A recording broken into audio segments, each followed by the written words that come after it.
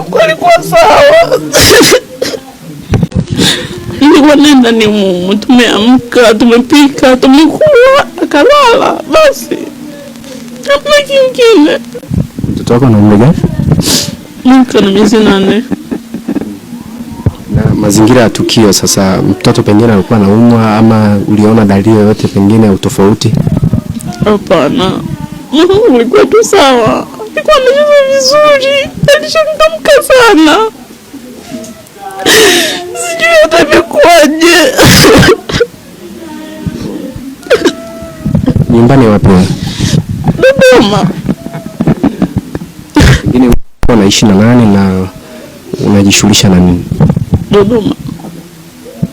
Hapa nilikuja tu kwa muda. Rafiki yangu alikuwa na shida, kwa hiyo akaniomba nije nikae kwa muda. Ndio yametokea yalotokea. Naitwa Jennifer Samuel.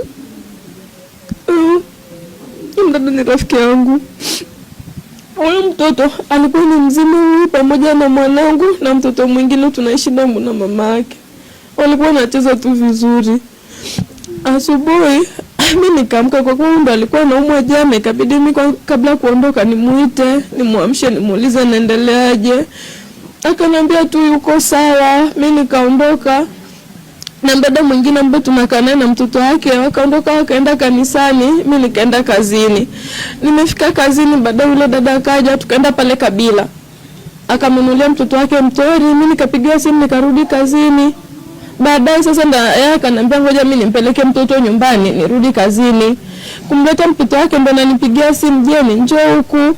Shoga yako alisio nzuri, mimi nimemkuta amelala mlangoni.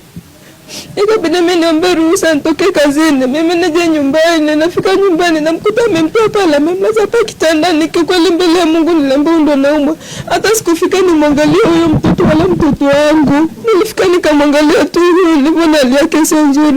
Mimi nikambeba nikampeleka kule dispensary maana kule PMOIL.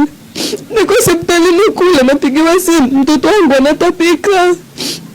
Nikamuuliza natapika nini, ananiambia mtoto anatapika anaishiwa nguvu. Ikabidi mimi mmoja huyu, watoto wamekula nini leo? Ananiambia mliokoroga tu uji. Alipokoroga uji akaenda kanunua maharage, maana jana huyo mtoto mkubwa alisema namna wali maharage. Kwa mama yake akamwacha binti yake akamwambia basi utanunua mkaa, utanunua na maharage uje upikie watoto, asubuhi anaenda kula kwa majirani. Kwa mimi katika kumoja huyu ananiambia asubuhi watoto walikuwa sawa.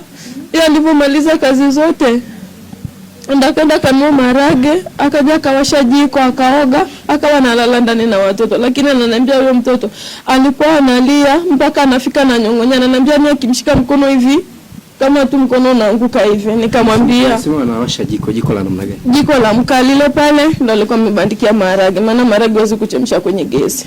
Sawa? Wakati wao anachemshia ndani. Jiko si ndio lile pale liko ndani mpaka sasa hivi. Kwa hivyo sasa mimi hali halisi iliyotokea huko ndani kwa kweli sielewi, maana nilikuwa cha kwanza nilikuwa kazini.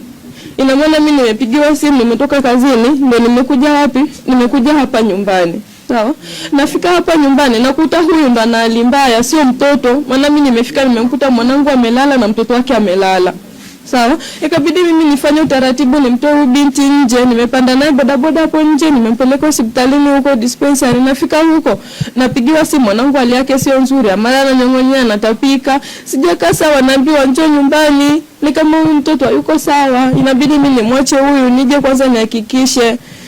Lakini kwa kweli mimi sielewi nini kilitokea, maana jana mtoto alikuwa mzima na asubuhi mimi nimeamka mtoto mimi nilimwacha analala. Huyo alikuwa amelala. Wale wengine ndo walikuwa wameamka, wawili wa kwangu na wa dada mwingine ndo walikuwa wameamka. Lakini kwa kweli mimi sielewi, sielewi kabisa, maana jana mimi nimeshinda humu na watoto walikuwa sawa wote watatu.